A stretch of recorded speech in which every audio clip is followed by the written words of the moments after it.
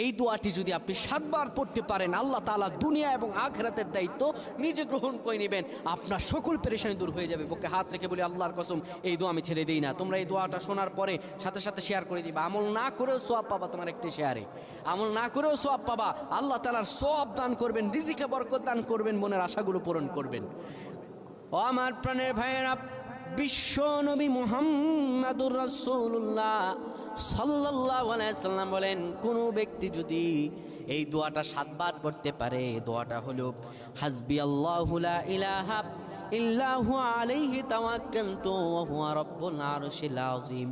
কোনো ব্যক্তি যদি এই দোয়াটা পড়তে পারে খালেস অন্তরে সকালে 7 বার আর মাগরিবের পরে 7 বার পড়তে পারে, আমার আল্লাহ রাব্বুল আলামিন বড় বিপদ থেকে তারে বাঁচিয়ে দিবেন।